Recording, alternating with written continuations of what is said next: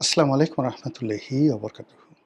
সম্মানিত দর্শক, আমাদের মহান জাতীয় সংসদ স্বাধীনতা সার্বভৌমত্বের প্রতীক এবং আমাদের এই বাংলাদেশ রাষ্ট্রের ক্ষমতার এই মুহূর্তের কেন্দ্র বিন্দু। যেহেতু পার্লামেন্টারি ফর্ম অব গভর্নমেন্ট আমাদের দেশে প্রচলিত, সেই কারণে এখন এই মেম্বার অফ পার্লামেন্ট বা এই পার্লামেন্টের যে হাউস, এখানে যারা যান প্রায় সবার সঙ্গেই আমাদের রাষ্ট্রের যে মায়া, মমত্ব, প্রেম, ভালোবাসা, আবেগ, অনুভূতি, মানে এটা এমন একটা পর্যায়ে কেবলই মাত্র আপনার মধ্যে যদি দেশপ্রেম থাকে, তাহলে আপনি বুঝতে পারবেন যে এই পার্লামেন্ট ভবন আপনার কাছে কেমন লাগে।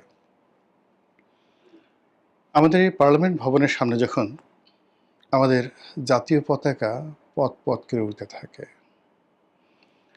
আমাদের এমপিরা যখন এখানে বিতর্ক করেন, এখানে ঢুকেন, এখান থেকে যখন কোনো আইন প্রণয়ন হয় এবং সেই আইন যখন সারা বাংলাদেশে বাস্তবায়িত হয়, এর সঙ্গে একটা হৃদয়ঙ্গম সব মিলিয়ে যে বাঙালির ইতিহাস, ঐতিহ্য সব কিছু এখানে এসে এমনভাবে মিলিত হয়েছে,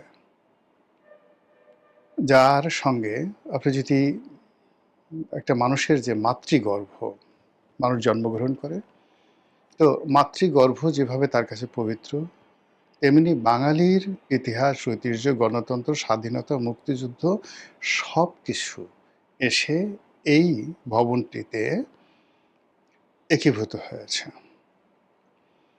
তো সেই ভবন গত ২ বছর ধরে নানাভাবে লাঞ্ছিত হচ্ছে, অপমানিত হচ্ছে।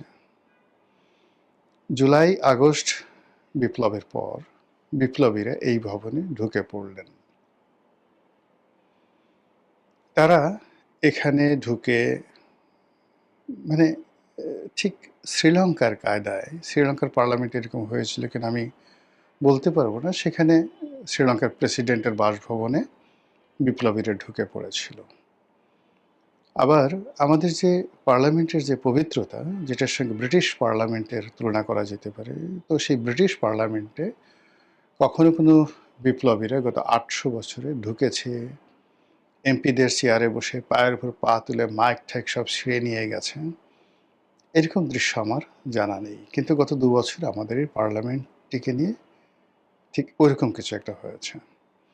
তো আমাদের পার্লামেন্ট হাউস, সেখানে আশেপাশের যে স্থাপনা, তারপরে পার্লামেন্ট হাউসের মধ্যে স্পিকারের বাসভবন এবং প্রধানমন্ত্রীর বাসভবন কাছাকাছি, ওখানে শেরেবাংলা নগরের অন্যান্য যে সকল স্থাপনা, চন্দ্রিমা উদ্যান, এই পুরো যে স্ট্রাকচারটি পাকিস্তান জমানাতে যে তৈরি করা হয়েছিল, মূলত একটা ভাব এবং গাম্ভীর্যকে ফুটিয়ে তোলার জন্য।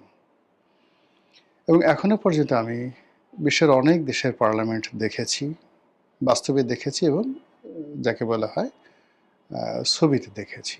বিশ্বাস করেন, এক অনন্য স্থাপনায়, তারপরে মাধুর্যে, সৌন্দর্যে আমাদের এই পার্লামেন্টের সমকক্ষ আমি কোথাও দেখিনি, কোথাও দেখিনি। তো সেই পার্লামেন্টে এইবার একটা অদ্ভুত ঘটনা ঘটল। আমাদের পার্লামেন্টের যে দক্ষিণ প্লাজা, যেই দক্ষিণ প্লাজাকে আমরা মনে করি আমাদের সব কিছুর একটা এক্সট্রিম। যদি দক্ষিণ প্লাজায় কারো জানাজা হয়, এমপির জানাজা হয়, বা অন্য কারো জানাজাতে আমরা জানাজায় যদি এখানে দেই, তাহলে ধরে নেওয়া হয় যে এটি আমাদের জাতির পক্ষ থেকে সর্বোচ্চ নিবেদন। এই দক্ষিণ প্লাজায় যখন কোনো অনুষ্ঠান হয়, সেটি জাতীয় অনুষ্ঠান, আমরা ধরে নিই এটির মান, মর্যাদা, সম্মান আমাদের সর্বোচ্চ। আমরা যাই হই না কেন সেটা সর্বোচ্চ। তো সেই জায়গাতে কখনো কোনো বিদেশি রাষ্ট্র, কোনো রাষ্ট্রদূত, কোনো রাষ্ট্রীয় অনুষ্ঠান আমি অন্তত পক্ষে দেখিনি। আবার এই ধরনের পার্লামেন্টের চত্বরে সেটা ভারতের পার্লামেন্ট হোক কিংবা ইংল্যান্ডের পার্লামেন্ট হোক, আর অথবা ক্যাপিটাল হিল, ধরুন ইংল্যান্ড মানে আমেরিকার, তো যেখানে সিনেট রয়েছে, কংগ্রেস রয়েছে, যদিও তাদের সিনেট এবং কংগ্রেস ব্রিটিশদের মতো নয় বা আমাদের মতো নয়, ওখানে প্রেসিডেন্সিয়াল ফর্ম অফ গভর্নমেন্ট, সেখানে রাষ্ট্রের প্রায় সমস্ত ক্ষমতা কেন্দ্রীভূত থাকে প্রেসিডেন্টের হাতে। আবার কত যে শহরগুলোতে পৌরসভা রয়েছে, সিটি কর্পোরেশন রয়েছে, তো সেই শহরের মেয়রদের হাতে সকল ক্ষমতা কেন্দ্রীভূত থাকে। তো সেখানে সিনেট যারা আছেন, সিনেটের যারা সদস্য সিনেটের, তাদের কিছু ক্ষমতা থাকে, কংগ্রেসম্যানদের কিছু ক্ষমতা থাকে, আবার প্রতিটা রাজ্যে যে গভর্নর থাকে সেই গভর্নরের কিছু ক্ষমতা থাকে। ফলে আমাদের পার্লামেন্টের ক্ষমতা যদি ধরেন 100-তে 100, সেখানে মার্কিন কংগ্রেস তাদের ক্ষমতা আছে অনলি 20, অনলি 20। এই কারণে তাদের ক্ষমতাটা প্রেসিডেন্ট, তারপরে তাদের জুডিশিয়ারি, তাদের গভর্নর, তাদের স্থানীয় সরকার মানে মেয়র, তারপরে সিনেট, এই 5টি জায়গাতে সমান ভাগে ভাগ হয়ে আমাদের এমপিরা, আমাদের স্পিকার, আমাদের প্রধানমন্ত্রী, আমাদের এই টোটালটা অনেকটা ব্রিটিশ ধাঁচের মতো। এখানকার পার্লামেন্ট একটা নারীকে পুরুষ বানানো, পুরুষকে নারী বানানো ছাড়া সব ক্ষমতা তারা প্রয়োগ করতে পারে। এবং এখন তার ইচ্ছে করলে জুডিশিয়ারিকে চ্যালেঞ্জ করতে পারে, আরও অনেক কিছু এই পার্লামেন্টে রয়েছে, অন্তর্নিহিত ক্ষমতা। They can do everything. সেই পার্লামেন্টে এইবার দেখলাম মার্কিন যুক্তরাষ্ট্রের যে স্বাধীনতা দিবস, সেই স্বাধীনতা দিবস উপলক্ষে তাদের অনুষ্ঠান এই পার্লামেন্টের দক্ষিণ প্লাজাতে হলো। এখানে লাল কার্পেট বেছানো হলো, এখানে মার্কিন জাতীয় সঙ্গীত পরিবেশিত হলো, এখানে রাষ্ট্রদূত, মার্কিন রাষ্ট্রদূত, তিনি সেই জাতীয় সঙ্গীত, মার্কিন জাতীয় সঙ্গীতের সঙ্গে সঙ্গে just like viceroy, just like president, just like অনেক কিছু, মানে ছোট্ট একটা জায়গাতে প প করে বাদ্য বাজাচ্ছিল, কিন্তু যেভাবে তিনি গার্ড অফ অনারের মতো করে অভিবাদন গ্রহণ করছিলেন, মনে হচ্ছিল ওই সংসদ তার, ওই চত্বরের অধিকার কেবল তার। আর ওখানে তিনি এমনভাবে দাঁড়িয়েছিলেন, ওখানে স্পিকার ছিল বিরোধী দলীয়, মানে ওখানে ডেপুটি স্পিকার ছিল বিরোধী দলীয় নেতা ডাক্তার শফিক ছিলেন, কিছু কিছু মহিলা এমপি ছিলেন, পুরুষ এমপি ছিলেন, কয়েকজন মন্ত্রী ছিলেন। আমার কাছে মনে হলো যে চিৎকার করে কান্না করি। ওই দৃশ্য দেখার পর মনে হলো যে চিৎকার করে কান্না করি। আর আমাদের মন্ত্রী এমপিরা ওখানে যে বক্তব্য দিয়েছেন, তাদের বক্তব্য শুনে মানে একজন নাগরিক হিসেবে এতটা অসহায়, এতটা দুর্বল এই স্বাধীন বাংলাদেশে আমার কখনো মনে হয়নি। আমি যখন প্রথম এই দৃশ্যটা ইন্টারনেটে দেখি, আমি ভাবতেই পারিনি যে এটি সংসদের দক্ষিণ প্লাজাতে হচ্ছে। আমি শুধুমাত্র দেখেছিলাম যে বাংলাদেশে সেই মার্কিন যুক্তরাষ্ট্রের জাতীয় দিবস পালিত হচ্ছে, রাষ্ট্রদূত ব্রেন্ট ক্রিস্টেনসেন তিনি অভিবাদন গ্রহণ করছেন এবং বাদ্য বাজছে, জাতীয় সঙ্গীত বাজছে। এটা কোন জায়গাতে এটা আমি বুঝতে পারিনি, কিন্তু এরকম দৃশ্য আমি কখনো ইতিপূর্বে দেখিনি। ওটাই আমার কাছে অদ্ভুত, ভয়ঙ্কর এবং অশনি সংকেত বলে মনে হচ্ছিল। একটু পরে যখন আমি দেখতে পেলাম যে এই ঘটনাটা ঘটেছে আমাদের জাতীয় সংসদে, এবং এই ছবিগুলো যখন এলো, তখন আমার যে অনুভূতি, সে অনুভূতি যে এরকম একটা দৃশ্য যদি ধরেন পাকিস্তানের হতো, মানে পাকিস্তানের পার্লামেন্টে হতো, অথবা পাকিস্তানের রাষ্ট্রদূত যদি বাংলাদেশের পার্লামেন্টে হতো, করতেন, এরকম একটা দৃশ্য যদি ভারতের রাষ্ট্রদূত এখানে করতেন, অথবা ভারতের যে পার্লামেন্ট হাউস সেখানে মার্কিন যুক্তরাষ্ট্র করতো বা বাংলাদেশ করতো, এরকম ঘটনা অহরহ দেখলে খারাপ লাগতো না। কিন্তু আমি তো এরকম ঘটনা দেখিনি, কল্পনাও করতে পারি না এরকম একটা ঘটনা হবে। আমেরিকার যে ক্যাপিটাল হিল বা ধরুন হোয়াইট হাউসে, সেখানে গিয়ে এইভাবে বাংলাদেশের রাষ্ট্রদূত এরকম অনুষ্ঠান করবেন, আর ওখানকার মন্ত্রী এমপিরা গিয়ে সেখানে বাংলাদেশের পক্ষে কথা বলবে। একবার একটু কল্পনা করেন তো, এই কথা আমেরিকাতে গিয়ে আপনি যদি বলার চেষ্টা করেন কোনো অফিসারকে বা কোনো কাউকে, আপনার 32টা দাঁত চড়াই আপনার দাঁত খুলে ফেলবে, আপনার কান মলে দেবে। আচ্ছা তো তোর এত বড় সাহস হলো কি করে? আপনি একটু চীনে গিয়ে এই কথাটা বলে আসেন তো, যে ঠিক আছে চীনের সঙ্গে আমার খুব ভালো বন্ধুত্ব, মালয়েশিয়ার সঙ্গে বলে আসেন যে তোমাদের পার্লামেন্ট হাউসের সামনে এই দেখো আমরা যেভাবে আমাদের পার্লামেন্ট ভবনের সামনে আমেরিকার পতাকা উড়াতে দিয়েছি এবং আমেরিকার রাষ্ট্রদূতকে সেখানে লাল গালিচা বিছিয়ে অনুষ্ঠান করতে দিয়েছি, আগামী 26শে মার্চ বা 16ই ডিসেম্বর আমরা মালয়েশিয়ার এই পার্লামেন্ট হাউসে মানে আমি এই অনুষ্ঠানটা করব, এটা বলে দেখান তো। কিংবা একটু চীনে এত খাতির করে আসলে চীনে একটু বলে দেখেন তো, এই যে যারা এই অনুষ্ঠানটার অনুমতি দিয়েছেন বা যা অনুষ্ঠানে অংশগ্রহণ করেছেন তাদেরকে অনুরোধ করবে একটু বলে দেখেন শুধু কথাটা, তারপর একটা সংবাদ সম্মেলন করেন, কান ধরে উঠা বসা করবো সবার সামনে। এই যে বাংলাদেশে যে অনেকগুলো ঘটনা ঘটছে, মানে আগে তো কথা হতো সেন্ট মার্টিন নিয়ে, যে সেন্ট মার্টিন নিয়ে যাবে, নিয়ে গেছে, চাচ্ছে। এখন তো দেখি আমাদের নজর পড়ছে পার্লামেন্টের উপরে। এ কোথায় যায়? দুদিন পর আমার মা থাকবে কোথায়, আমার বোন থাকবে কোথায়, আমার স্ত্রী সন্তানরা কোথায় থাকবে, আমার ব্যাংক বিমা কোথায় থাকবে, আমার বাংলাদেশ ব্যাংকের রিজার্ভ কোথায় থাকবে, আমার বিচারালয় সুপ্রিম কোর্ট কোথায় থাকবে, আমার প্রধান বিচারপতি তার এজলাসে কি ঠিকমতো বসতে পারবেন? এ কি অবস্থা? কারা এই কাজ করলো?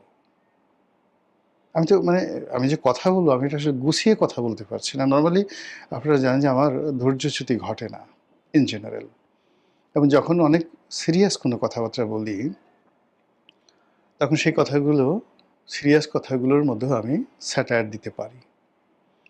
কিন্তু এই ঘটনাটা আমি যে বর্ণনা করছি, বিশ্বাস করেন আমার হৃদয়ের মধ্যে রীতিমতো ধকধক করছে। আমার চোখের সামনে যখন এই যে আপনাদের সাথে কথা বলছি, আমার দুটো চোখের মধ্যে যন্ত্রণা হচ্ছে, ওই দৃশ্যগুলো আমি বারবার শুধু কল্পনা করছি। আর ওখানে যে সকল কথাবার্তা হয়েছে, যে মুখগুলো দেখেছি, সেই মুখগুলো স্মরণ করলে আমার মধ্যে কী ধরনের একটা অনুভূতি হচ্ছে। এটা কেন আমরা যাদেরকে ভোট দিয়েছি, বা ভোট না দিলেও যারা বলছে যে আমরা তাদেরকে ভোট দিয়েছি, যারা রাষ্ট্র চালাচ্ছে, তাদের এই সুমতি কেন এলো না? কেন তাদের মনের মধ্যে এই ধরনের কোনো চিন্তা এলো না? এই ধরনের অনুমতি কেন, কিভাবে দিল, এবং এই ধরনের ঘটনা কোন প্রেক্ষাপটে এলো? কারা এই ঘটনাগুলো ঘটলো? আমাদের এত জুলাই বিপ্লবী, এত মুক্তিযোদ্ধা, আমাদের দেশের এত দেশপ্রেমিক, এত আওয়ামী লীগ, এত বিএনপি, এত জামাত, যারা এই দেশের জন্য বুক ফাটিয়ে ফেলে, কেউ এটা টু শব্দ করছে না। কেউ একটা টু শব্দ করছে না। কেন এরকম হলো? এটা কি ধরনের লক্ষণ? এ কিসের প্রতিধ্বনি? এ কিসের আওয়াজ? এ কিসের দৃশ্য? এ কিসের চিত্রপট? এ কিসের কবিতা? এ কিসের সাপদ সংকুল? এ কিসের আওয়াজ? এ আমরা কি দেখছি? কেন এরকম হলো? কারা আমার মাতৃভূমিকে অন্যের হাতে তুলে দিতে চায়? কারা আমাদের দেশের স্বাধীনতা এবং সার্বভৌমত্ব বিকিয়ে দিতে চায়? ৩০ লক্ষ শহীদকে যারা ৩ লাখ বানাতে চায়, ২ লক্ষ মা বোনের ইজ্জতকে যারা সেই কি বলবো, ছিন্ন পাতা বা ছেঁড়া কাগজ মনে করতে চায়। ওটা ইতিহাস, ছেঁড়া কাগজ, ওখানে কোনো ব্যাপার না। যারা বাংলাদেশে অর্জিত স্বাধীনতাকে ভারতের দয়া করুণা বা চক্রান্ত, কনস্পিরেসি মনে করতে চায়, যারা মহান মুক্তিযুদ্ধের যে বীরত্ব, সেই বীরত্ব গাথাকে বলতে চায় কতগুলো কাপুরুষের উল্লম্ফন, আমি তাদের সবার উদ্দেশ্যে আমার মুখের যে থুথু, এটা নিক্ষেপ করতে আমার লজ্জা হয়। কিছু কিছু জিনিস আছে, সেই জিনিসের উপর আপনি ইচ্ছা করলে থুথু ফেলতে পারবেন না। যদি বলা হয় এটার উপর থুথু ফেলো, একটু কল্পনা করেন, সামান্য রুচি থাকলেও আপনি, এমন কিছু জিনিস আছে, বস্তু আছে, যে বস্তুর উপর আপনি থুতু ফেলতে রাজি নন। আমাদের দেশের স্বাধীনতা যারা বিকিয়ে দিয়েছে অতীতে, এখন যারা স্বাধীনতা এবং সার্বভৌমত্ব নিয়ে টানাটানি করছে, বিদেশি রাষ্ট্রের হাতে স্বাধীনতা তুলে দিতে চাচ্ছে, বিক্রি করতে চাচ্ছে, বিশ্বাস করেন তাদের মুখের উপর থুতু মারার রুচি আমার নাই, অভিরুচি নাই, ঘৃণার কোনো ভাষা নাই। আমি তাদেরকে শাস্তি দেব বা বিচার করব এইরকম স্পর্ধা আমার নেই, রুচি নেই, ক্ষমতা নেই, আমার মস্তিষ্ক কল্পনা করতে পারছে না এই সমস্ত লোকদের কি ধরনের বিচার হওয়া উচিত। আয়াতুল্লাহ আলী খামেনিকে যারা হত্যা করেছেন, সেই মোসাদ, সেই আমেরিকার এজেন্ট, তাদের এজেন্টরা ঠিক তার সামনে বসা ছিলেন, তার পাশে বসা ছিলেন। আমাদের এই দেশকে বিক্রি করার জন্য যে সমস্ত লোক ঘুরে বেড়াচ্ছে আমাদের এই সমাজের পোশাক পরে, তারাও মানুষ, তাদেরও দুটো পা আছে, দুটো হাত আছে, তারাও আমাদের মতো খাবার দাবার খায় এবং আমাদের মধ্যে ঘুরে বেড়ায়। সেই মানুষগুলো আমাদেরকে কোথায় নিয়ে যাচ্ছে একবারের জন্য একবার একটু চিন্তা করুন। কিছু না পারুন ঘৃণা করুন, কিছু না পারুন চিৎকার করে কাঁদুন। স্বাধীনতা কি জিনিস যদি বুঝতে চান একবার গাজা থেকে ঘুরে আসেন। স্বাধীনতা কি জিনিস একবার যদি বুঝতে চান লিবিয়াতে ঘুরে আসেন, ইরানে ঘুরে আসেন, ইরাকে ঘুরে আসেন। স্বাধীনতার মূল্য কতটা নির্মম এবং নিষ্ঠুর যদি বুঝতে চান একবার একটু ভিয়েতনামে ঘুরে আসেন, এমনকি আফগানিস্তানে ঘুরে আসেন। যে স্বাধীনতা পেয়েছি, যে স্বাধীনতা মহান আল্লাহ রাব্বুল আলামিন আমাদেরকে দিয়েছে, সেই স্বাধীনতার শ্রেষ্ঠ পাদভূমি, সেই স্বাধীনতার যে সিম্বল, সেই স্বাধীনতার যে পুণ্যভূমি, সে স্বাধীনতার কেন্দ্র, সে স্বাধীনতার পাওয়ার হাউস আমাদের সেই জাতীয় সংসদ, মহান জাতীয় সংসদ, সেই সংসদের চত্বর,